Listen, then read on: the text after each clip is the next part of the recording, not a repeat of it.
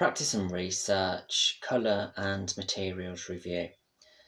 Now, this secondary video, I've returned to one of the very early responses. This response was in connection with the theme dyslexia, and I'd responded to the colour red, which is dyslexia awareness. Now, the traditional materials used with this sample are knitted wool thread and wire. The wool thread is knitted French knitting to make a cord and then inserted through the centre of the cord is the wire, and as we can see it forms a formation of confusion. Now, this I've allowed the materials to dictate, and I didn't force how the end result was derived.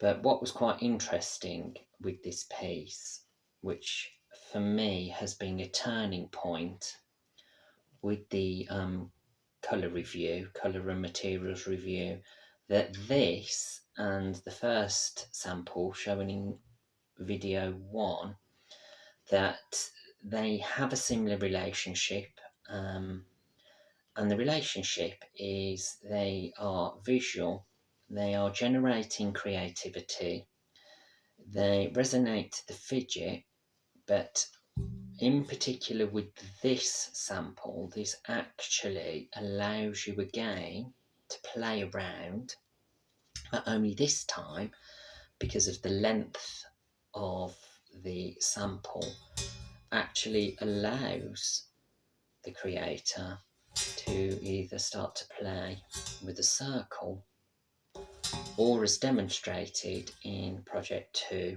I can actually write words and draw shapes or draw images through manipulating the wire and the cord to resonate dyslexia and difficulty with language. Now, what's interesting with this is it also plays around with the variations in colour palette. So if I was to make combinations, I could, with my circle or links of colour, I could actually start to thread